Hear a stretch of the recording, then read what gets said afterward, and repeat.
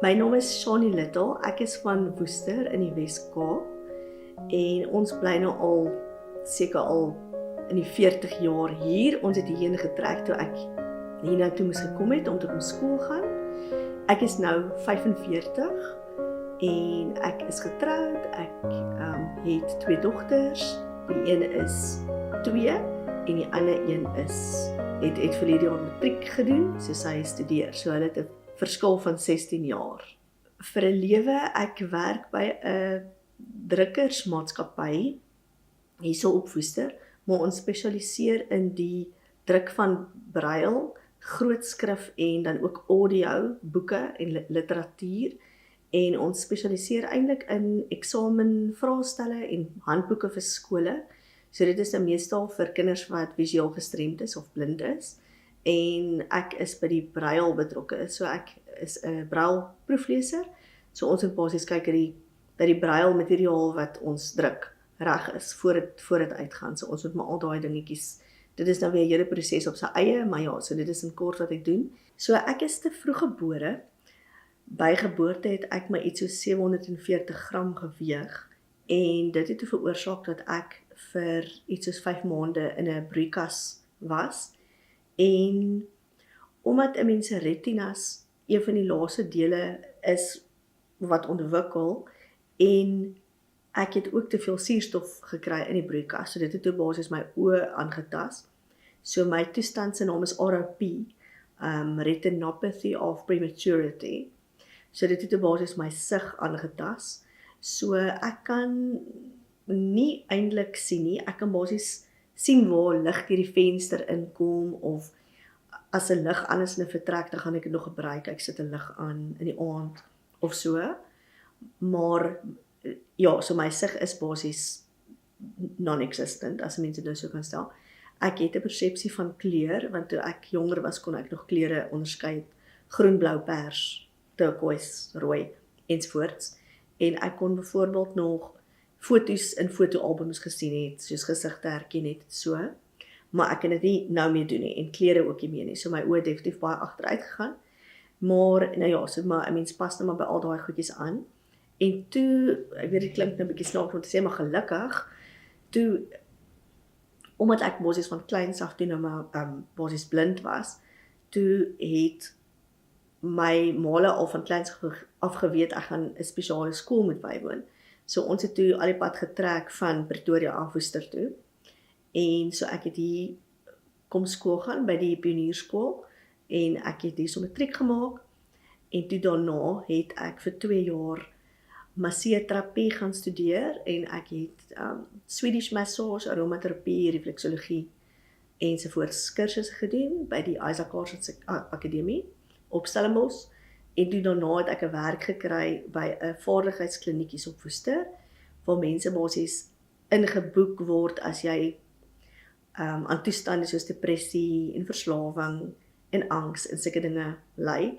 En ek het nog altyd geweet ek wil mense help en ek wou nog altyd studeer het, maar daar was dit op 'n stadium toe ek ook begin werk by die drukkers 'n maatskappy.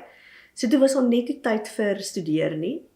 En toe later toe het ek my dogtertjie en toe is daar nog minder tyd vir studeer. En toe soos vir die tyd toe nou aanstap, toe later toe het ek na 16 jaar die deeltydse werk by die kliniek gelos. En toe het my man basies vir my gesê: "Nee man, jy wil mos nou al jare studeer. So studeer nou en kry klaar." En so toe het ek begin op 37-jarige leeftyd om deur die NISA te studeer en toe het ek nou my honeurs gekry in 2024. Ek het 2024 Mei het ek gegraduate en 2024 Julie het ek my diagnose ontvang. So ja, so sê die tydsberekening was eintlik baie interessant. En ek het basies my babietjie gehad, jongste babietjie gehad, toe is ek nog besig met my navorsingstaak.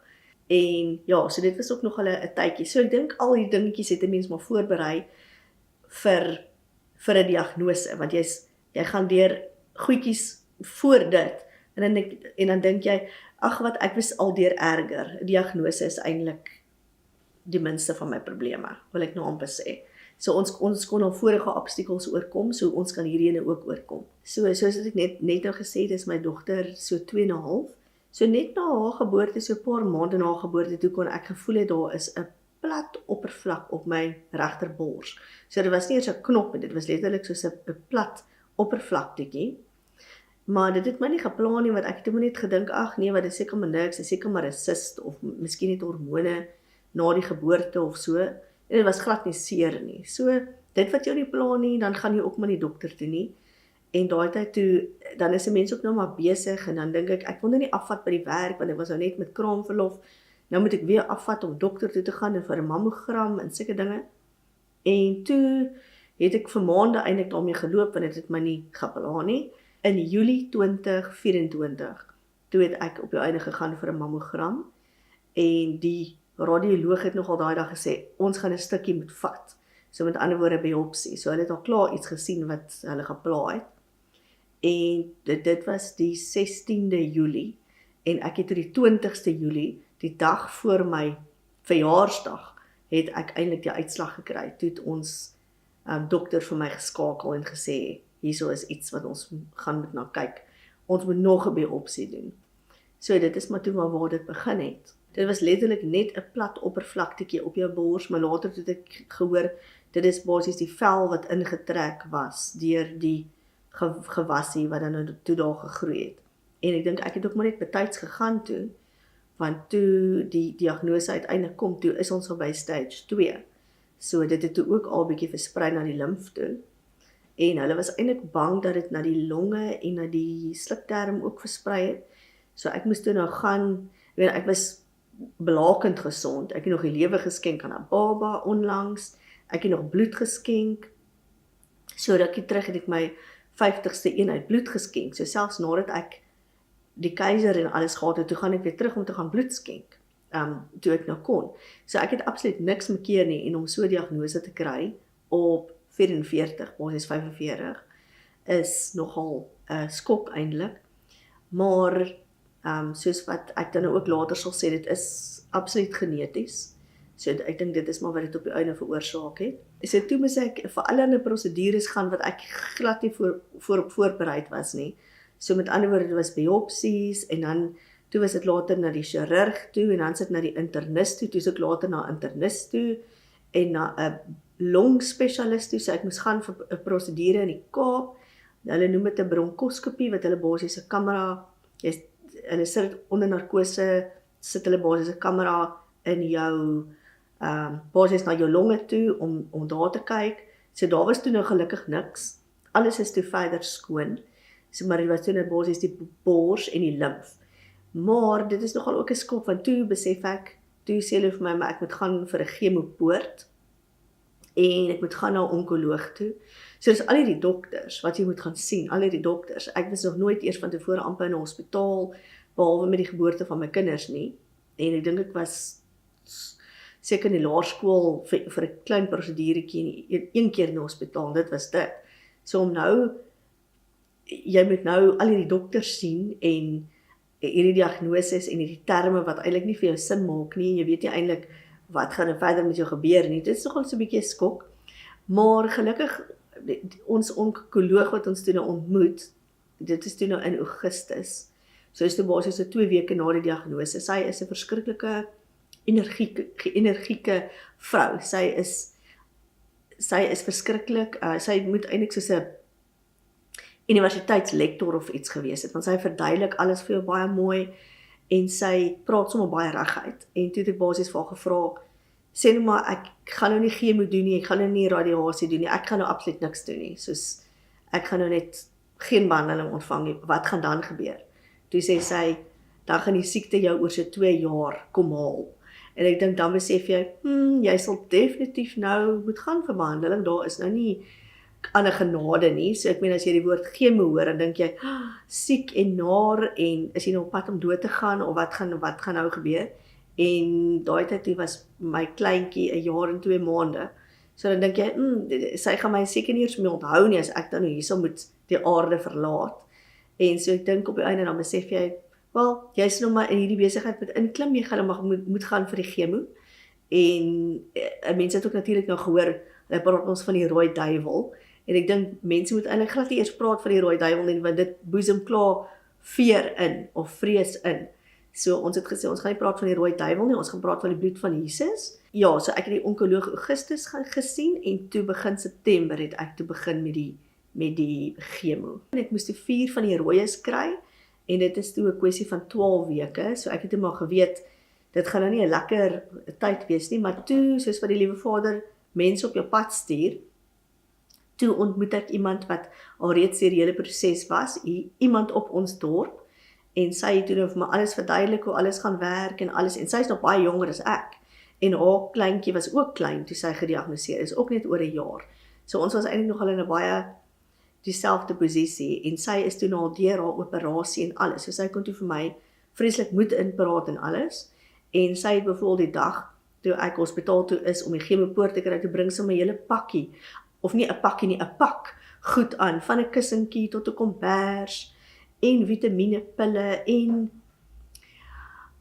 'n unicorn, en 'n unicorn is 'n teken van lig, en health, en om beter te word, en so, dit was nogals baie spesiaal, en so sy het nou 'n klomp ander goedjies op ingesit, amper soos 'n lekker olietjie wat jy kan aansit as jou vel droog raak, en sy het nou letterlik aan alles gedink, en dit het toe nou weer veroorsaak dat van ons ander dames toe nou dit weer kon pay it forward vir ander mense wat nou weer na ons moes gekom het.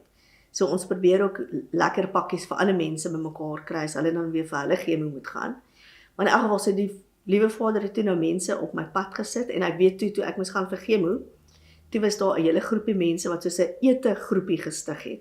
So elke dag na die chemo dan mense vir ons kos gebring, en ja, wat natuurlik fantasties gehelp het, want na chemo is die laaste ding waarvoor jy lus is om in 'n kombuis te staan, want alles maak jou naar en alles maak jou siek, en jy kan nie eers opstaan om, ek weet een dag toe moes ek vir my man laat weet, hy moet vir ons brood en melk bring. Ek was te swak, ek kon nie eers die telefoon oplig om te sê, hoor jy moet vir ons brood en melk bring nie.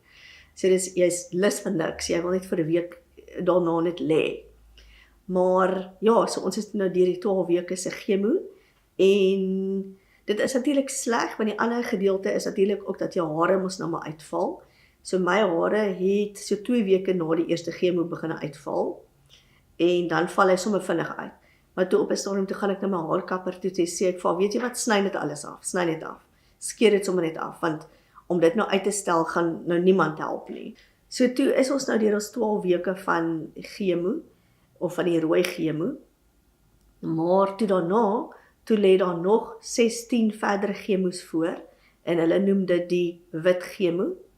Ons praat toe nou sommer van die packs, en natuurlik het alles name en alles, maar ja, so toe moes ek basies gaan vir dit, en dit het basies plaasgevind, ek het dit gereël dat dit elke dag elke keer op 'n Vrydag plaasvind, want dan het ek die oggend lekker vroeg gegaan, en dit maak jou verskriklik vaak, dis nie eintlik die chemo wat jou vaak maak, dit is 'n verskriklike sterk antihistamien wat hulle jou voor die tyd gee, wat jou vaak maak. So hier, helfte van die chemo, dan lê en slaap jy al klaar, en dan het ek letterlik huis toe gegaan en verder gaan slaap vir die res van die dag. So, maar dan staan jy op die volgende dag, en dan is jy weer heel okay. So dit was toe 'n groot verligting toe die rooies klaar gemaak het, want dan voel jy nie meer so sleg nie, en jy voel nie meer so naar nie. O ja, ook die derde rooie, so ek sê was my slegste een, en ek het al by ander mense gehoor wat gesê het, hulle derdes was ook hulle slegste. So hier by die Vrydag het ek die chemo gekry, en toe die Woensdag, toe sê ek vir my man, ek voel nou nog glad nie beter nie. Jy moet maar vir my hospitaal toe vat, dat hulle my maar op 'n drip sit. En so toe vat hy my hospitaal toe moet ek nou eers bietjie daar lê, vir 'n paar ure, dat hulle net vir my 'n bietjie op 'n drip sit, dat ek net kan beter voel.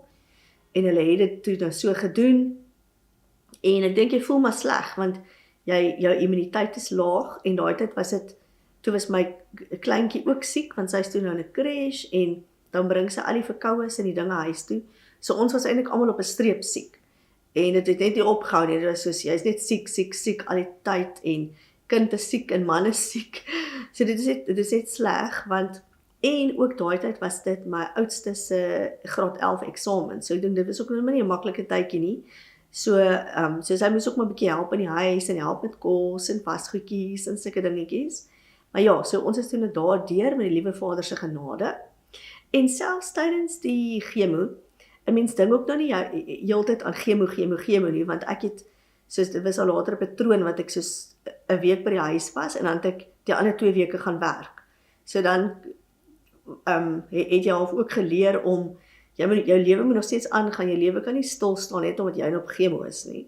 Soos my oudste het nog 'n danskonsert daai tyd aangegaan wat ons moes bygewoon het. Ons het nog 'n familienaweek ook gehad in daai tyd met my man se familie wat hulle ons Parel toe geneem het en ons het nog lekker gaan eet by Babylon Store en ons by die Alpaca Farm en allerlei sulke goedjies. So 'n mens moet eintlik juist op jou dae terwyl jy kan, moet jy eintlik lekker goed doen. So dit is wat ek definitief vir ander mense sal sê. So jou lewe kan nie net gaan stil staan omdat jy nou op chemo is en almal moet jou nou jammer kry en jy's nou siek. Ja, jy gaan siek wees vir 'n week daarna, heel moontlik, en dan die ander 2 weke gaan jy weer okay wees en jy moet eintlik die meeste maak van jou 2 weke dan wat jy het. Want jy weet die ander week wat kom, gaan jy weer siek voel. Maar dit gaan ook weer verby. So ek het Desember het ek begin met die wit chemo en dit moes toe nou 1 keer 'n week, ek moes dit nou 1 keer 'n week kry. En ek het toe klaargemaak middel Maart van 2025 met die chemo's. So dis toe nou 16 weke of 16 chemo's later. En baie keer was my bloedselle op baie laag vir al die wites.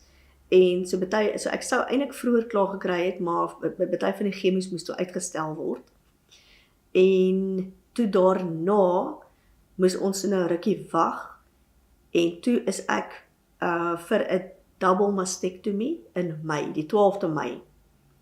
En toe, dit is ook maar 'n hele storie want ons moes nou ook 'n chirurg gaan sien in die Kaap, die rekonstruksiechirurg wat toe nou saam met die chirurg hier op Woester werk. En gelukkig kom hy gereeld deur om mense hier te kom help. So die operasie is toe gelukkig hier gedoen. So my mense kon nog steeds vir my kom kuier en alles. En dit is 'n absolute wonderlike dokter. Ek kan net nie uitgepraat raak oor daai dokter hoe wonderlik hy is nie. En so is simpatiek en hy het vir my actually na die tyd, eendag het ek 'n probleem gehad met die een bors wat hulle redelik geopereer het aan. Toe het hy vir my op 'n Sondagoggend 7:00 gesien. Toe moes ons dringend deur hy Kaap toe. En hy het daai moeite gedoen om vir my te sien. So toe ons nou by die rekonstruksiechirurg kom, my oudste dogter het 'n bietjie bakoortjies gehad van geboorte af. En toe vra ons van wel, ons is nou hier by jou, ons wil nou net weet, doen jy sulke operasies ook? Toe sê hy, ja, hy doen. En toe het hy na haar oortjies gekyk en alles, en die uiteinde van die storie is hy het haar geopereer, en hy het ons nie 'n sent gevra nie. So, ons het toe net nodig gehad om die teaterkostes te betaal. Hy het tot vir ons 'n narkotiseer gereël om haar operasie te doen. So, toe sê ons ook nie, dit wys nie hoe die liewe Vader se manier werk, want as ons nie by daai chirurg uitgekom het nie, het ons miskien ook nie die operasie laat doen nie. En hy was toe so, ek soek nou na die woord, hy was toe nou so fantasties, dat hy bereid was om sy tyd en sy moeite en sy expertise vir ons te gee, om haar ook te help. So as dit nie vir my diagnose was nie, dan sou ons haar miskien nie gehelp het nie. So uit enige negatiewe ding kom eintlik 'n positiewe ding ook. Ja, so ek is so nou deur die double mastectomy op die 12de Mei, en dit was iets soos 'n 4 uur operasie. So ek is eers omtrent 6 uur die aand in, teater in, en want hulle moes iemand voor my gedoen het. So daai dokters het letterlik vir 8 ure aan mekaar gewerk, want hulle moes iemand anders voor my doen, en toe daarna is ek in, en ek dink ek moes seker eers na 10 uitgekom het. En toe was ek seker so 3, ek het die Saterdag huis toe gekom. So ek het gevra om nog 'n bietjie langer in die hospitaal te bly, want toe het ek nog dreinpype in gehad, aan die linkerkant en die regterkant. So ek het net gedink dit gaan 'n bietjie moeilik wees om te operate met 2 dreinpype, want jy kan ook nog nie stort of so ietsie nie. So jy moet maar net vir jouself 'n bietjie afspons, en jy moet altyd hierdie dreingoedjies saam met jou dra, en dit moet elke oggend ook leeg gemaak word, en die vloeistof moet gemeet word. So is nogal 'n redelike storie.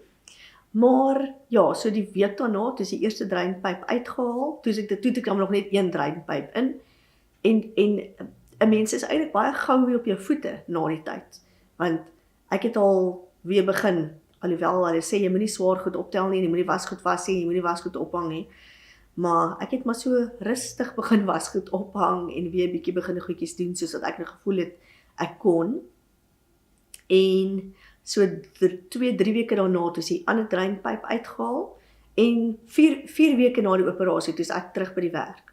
Toe kan ek weer gaan werk.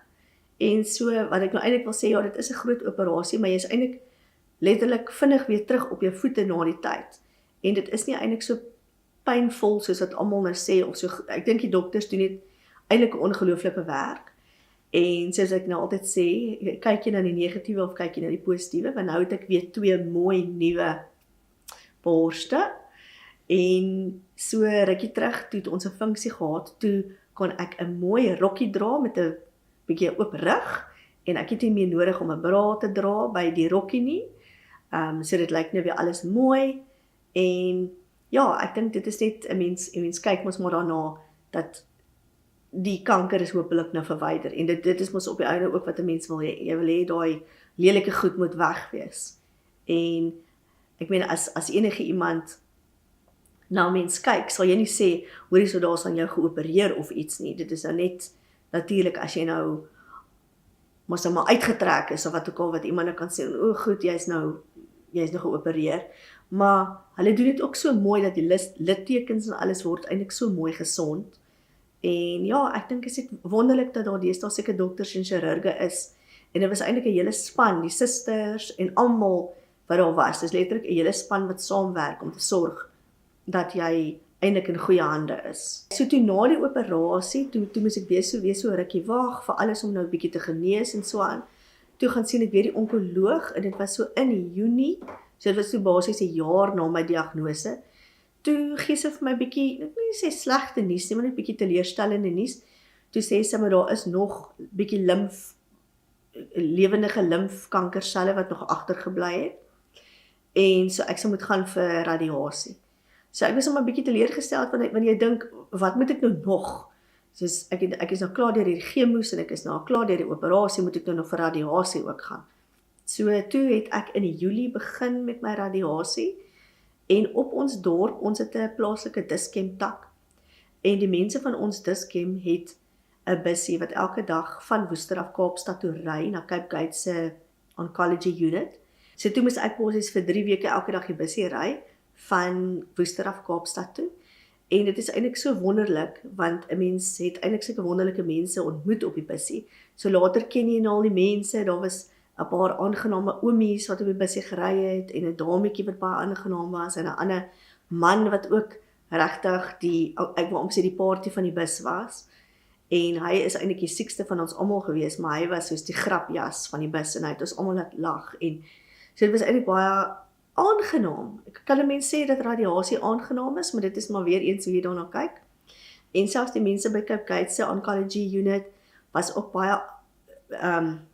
baie behulpsaam, al die radiografiste, en ek moes toe begin met hulle kry toe ook, tydens die operasie, het hulle toe ook ontdek, dat daar groeihormoon teenwoordig is in my kankerselle. So toe het hulle vir my gesê, ek moet begin met 'n immunoterapie, die middel se naam is Herceptin, so dit is dan 1 keer elke 3 weke, wat ek dan daarvoor moet gaan. So ek het op 'n stadium begin, of eers vir die radiasie gegaan, en toe net daarna vir die Herceptin, sommer dieselfde onkologie eenheid, en so van toe af, toe die radiasie nou klaar is, nou kan ek die Herceptin gelukkig hier by ons eenheid kry, en so nou gaan ek maar net elke 3 weke na ons eenheid toe, sit vir 40 minute daar, hulle kop om net my drippie, dan sit jy bietjie in lekker gesels met al die mense daar, vir so 'n halfuur of 40 minute, en dan haal hulle jou af, en dan is jy klaar, dan gaan jy huis toe. So dit is toe nou basies die hele behandelingspad, en so dit is maar waar ons nou staan. So ek is nou nog nie tegnies in remissie nie, want ons moet nou nog eers die Herceptin klaarmaak. So ek dink ek behoort so toe in Junie klaar te wees, en ek dink daarna gaan ek moet gaan vir 'n scan, en seker weer 'n sonar. Ek was al reeds vir 'n borssonar, of vir weer so 2 borssonars, so daar word maar gereeld gekyk hoe die weefsel lyk, En na my operasie het ek 'n bietjie 'n probleem gehad met die weefsel, want die een bors het geswel. So daar was heeltyd vloeistof in die bors. Maar die chirurg het maar gesê, dit is 'n ongelukkig 'n neeweffek van die operasie, en toe na die radiasie begin het, toe het ek bietjie infeksie gekry in die bors, en toe moes ek weer vir 'n week hospitaal toe. Ek was by die chirurg die oggend, en toe sê die chirurg, gaan pak jou tasse, jy word opgeneem in die hospitaal, uitgedink is maar net so 'n dag of 2. Toe op die ou toe sit amper weer 'n week. So toe sê ek, nee, ek is nou regtig nou moeg vir hospitale, ek wil nou nie meer in die hospitaal wees nie. Maar ja, so dit was toe nou basies die laaste hospitaal, was nou in Augustus verlede jaar, so far so good, nog nie weer hospitaal toe hoef te gegaan het nie. Want, ja, alhoewel ons hospitaal is fantasties, en die personeel is opwonderlik, en alles. So dit is nou waar ons nou staan met ons behandeling, en ons is vol vertroue dat ons dan hopelik in remissie kan wees. Soos wat ek vroeër gesê het, my kanker is beslis geneties. Ons het genetiese toetse laat doen, en my sussie het ook 'n diagnose ontvang verlede jaar. Sy is actually ook by Platinum Life, so julle sal nog op 'n stadium met haar ook 'n onderhoud voer. Sy is ook nou deur haar chemo's en haar radiasies, en sy het 'n lumpectomie gehad. Maar sy het eintlik 'n bietjie erger kanker as ek, want sy het die triple negatief.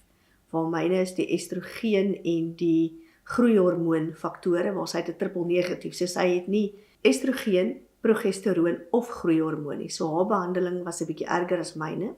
So ja, dit is beslis geneties, en die geen wat by ons nie lekker werk nou nie, is die BRCA2 geen.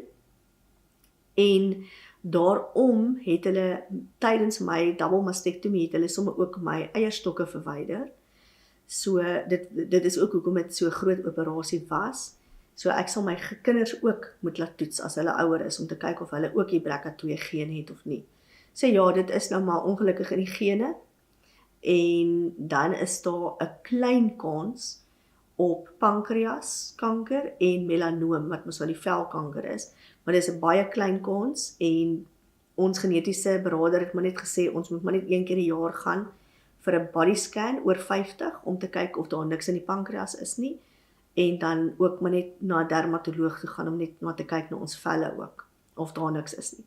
Maar ons dink as die borsweefsel verwyder is, en die eierstokke is verwyder, dan sal die risiko ook baie, baie laer wees. So dit is ook hoekom hulle dit verwyder het, want op BRCA2 is dit jou borskanker en jou ovarian cancer, jou eierstokkanker. Ek was vir baie lank nie op 'n mediese fonds nie, en op 'n stadium het ek slegs mediese versekering gehad, en so 'n paar jaar gelede toe is ons permanent aangestel in die staatsdiens, nadat ons vir baie lank op kontrak was. So toe het ek gelukkig aangesluit by die medies, en ten spyte van die feit dat dit eintlik 'n goedkoop plan is hulle onkologie voordele eintlik fantasties. Hulle het eintlik baie van die kostes betaal. Daar was maar van die kostes wat hulle wel nie betaal het nie, byvoorbeeld die konsultasie by die genetiese beraader, en dan ook die konsultasie by die rekonstruksiechirurg. En deur 3 dae is ek amper deur R7,000, want die een dag was dit die rekonstruksiechirurg, en die ander dag was dit die genetiese beraader, so daai het hulle nie betaal nie. So, dankie tog vir Platinum Life, wat vir my gehelp het, met 'n bedrag, dat 'n mens daai onvoorsiene uitgawes kon dek. Maar gelukkig het hulle die operasie, en die meeste van die dokters, en daar was nog byvoorbeeld 'n ander konsultasie wat hulle ook nie wou betaal het nie. So daar is maar altyd ekstra uitgawes, en wat mense ook nie aan dink nie, soos voor die operasie moes ek 'n spesiale bra koop, en dit was R1,000 vir die bra. So, en ons moes ook ekstra ritte Kaapstad toe ry, en dit kos my elke keer 'n paar rand. So daar's maar altyd ekstra uitgawes wat 'n mediese fonds nie noodwendig vir jou gaan dek nie. Of ook die tyd wat ek nou gesê het wat ons siek was. Dan is ons almal siek, dan moet jy medisyne kry, jy moet ekstra vitamiene kry, en dit is maar uitgawes wat die medies ook nie dek nie. So mense het maar altyd ekstra uitgawes na diagnose. Ekstra kos, gesonder kos, want dan wil jy sorg dat jy gesonder eet, en jy koop miskien nog bietjie meer gevriesde kos as wat jy oorspronklik sou. So al sulke ekstraatjies wat 'n mens nie voor die tyd aan sou gedink het of sou verwag het nie. Om eerlik te wees, toe ek die polis uitgeneem het 'n paar jaar gelede, het ek nie gedink ek gaan dit ooit gebruik nie. En ek het ook gedink, ai, die mense wat 'n mens so bel, en dan moet jy weer 'n polis uitneem, en gaan dit nou regtig nodig wees? Maar groot was my verbasing en verrassing, dat ek dit toe nou eintlik kon eis, en ek het vir Platinum Life gekontak, seker 'n paar weke na my diagnose, en van dat ek vir hulle gekontak het, tot my uitbetaling geskied het, was letterlik 'n paar weke. Ek was eintlik baie verbaas dat dit so vinnig gebeur het, en ek moet ook sê dat die persone was baie simpatiek en empaties. Ek het definitief 'n baie positiewe ervaring van Platinum Life gehad. Ek het eintlik vir my werksmense gaan vertel, want baie van hulle is ook by Platinum, en toe het ek vir hulle gesê, onthou net, julle het nou hierdie polis by Platinum, en as julle dit die dag gaan dalk moet gebruik, ons hoop nie julle hoef nie, maar as hulle dalk die dag dit moet gebruik, ek het net goeie ervaring gehad. En dit was, die uitbetaling was toe nou nie al nie, want toe kry ek nog 'n Pick n Pay voucher, waarmee ons dan 'n paar kruideniersware kon gaan koop het, wat natuurlik baie handig te pas gekom het. En natuurlik ook die pakkie wat by ons aangekom het, wat allerlei lekker goedjies gehad het, van muesli tot 'n mooi hoed, mooi pyjamas, lekker handeroompies en 'n sepie, en sommer net alles wat 'n dame graag sou wil hê. So ek het van alles gehou. So ek kan net goed praat van Platinum Life, en ek sal Platinum definitief aanbeveel vir ander persone ook. So soos wat ek vroeër gesê het, is daar baie ekstra uitgawes wat 'n mediese fonds nie dek nie. Byvoorbeeld ekstra konsultasiefooie, 'n bedrag van R1000 wat jy nie noodwendig voor begroot het nie. So ek dink so die uitbetaling het definitief gehelp om daai ekstra kostes te dek. En byvoorbeeld ekstra kos wat ons moes gekoop het, gevriesde etes, sulke dingetjies. Ek dink dit het 'n mens ook net gemoedsrus gegee om te weet dat jy 'n bietjie geholpe is vir 'n tyd, sodat jy al daai ekstra uitgawetjies kan dek.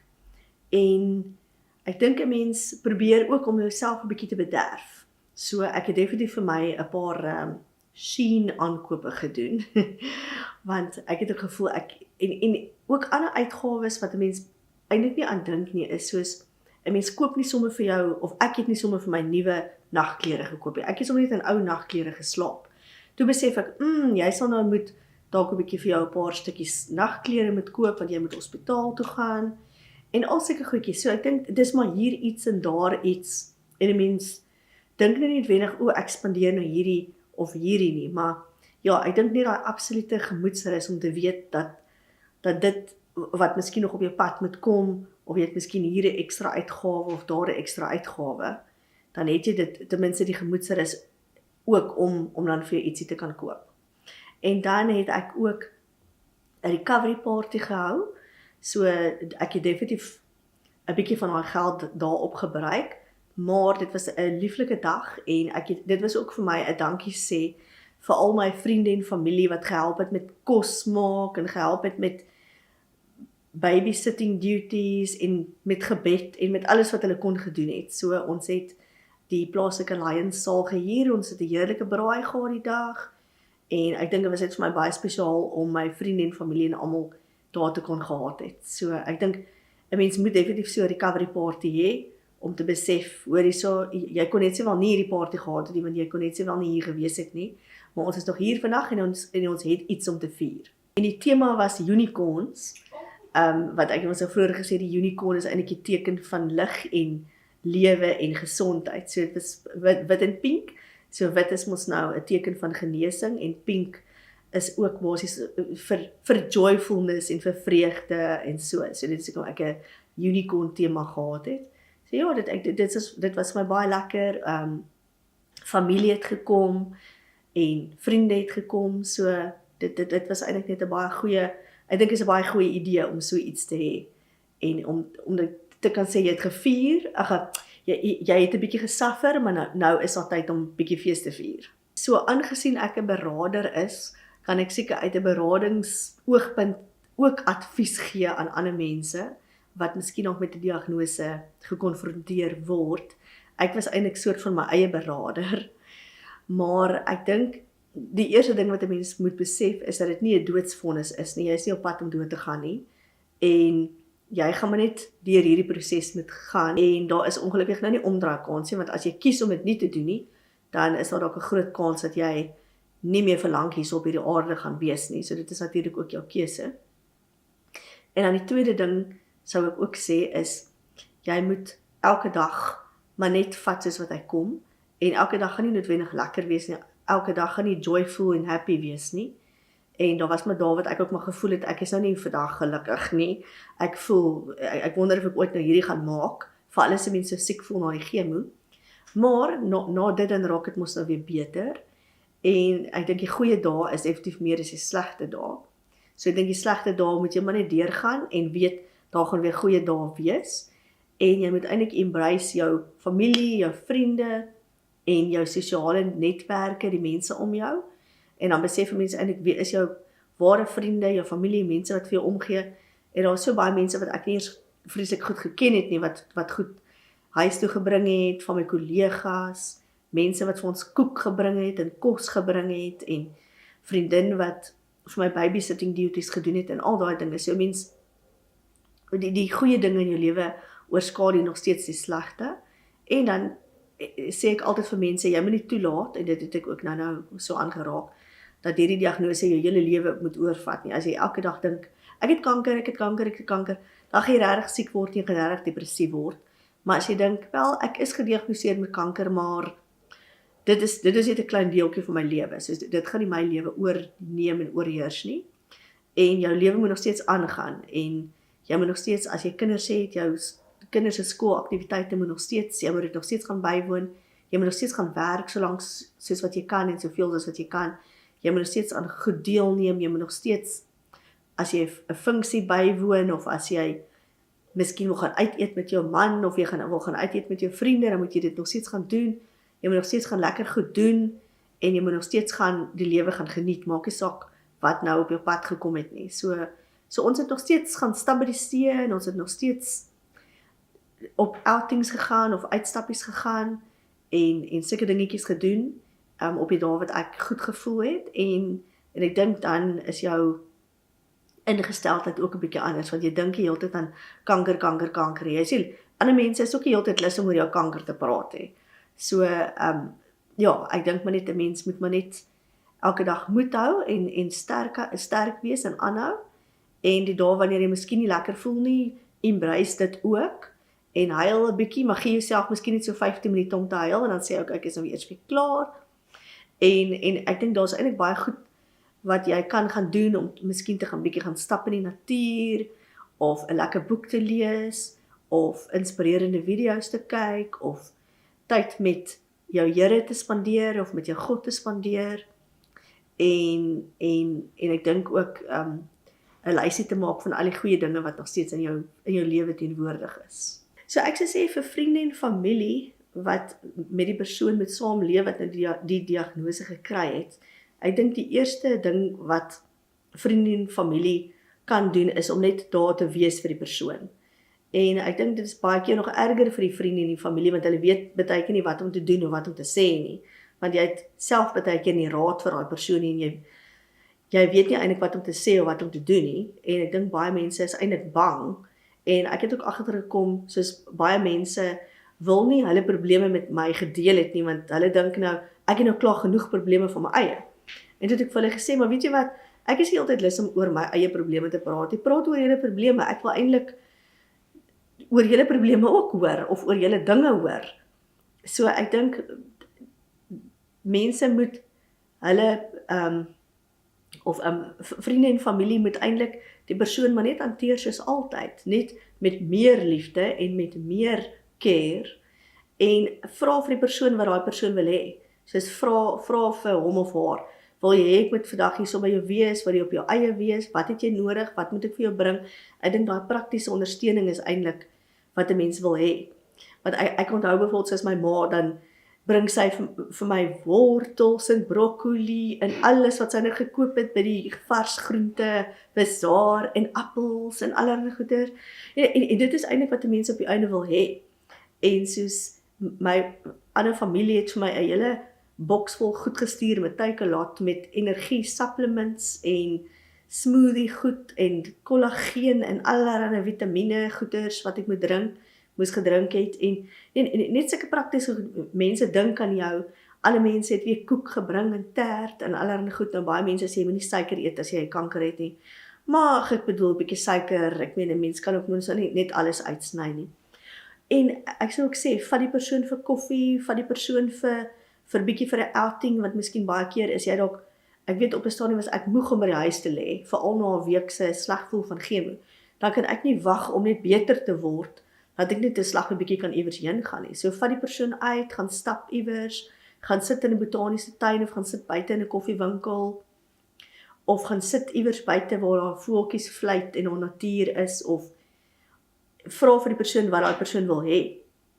So ek dink, en ek dink ook, soos help met praktiese goed, soos wat ek gesê het, my vriendin wat na my kleintjie gekyk het, so, ek het nooit bekommerd gewees om te dink, my kleintjie is nou nie in goeie hande nie, sy het die kleintjie genaal by die crash, en dan sy vir haar gebad, en met haar gespeel, en vir haar kos gegee, so teen die tyd wat my man klaar gewerk het, en hy by die huis gekom, en het hy net gaan haal, en haar, sy was klaar gebad, en klaar geëet, en klaar alles. So ek dink daai praktiese goed wat jy vir iemand kan doen, as jy nou regtig moet, as die persoon regtig sleg voel, vra vir die persoon, hoorie, so kan ek jou wasgoed vir jou kom stryk, of kan ek vir jou vloer kom stofsuig, as jy nou regtig moet.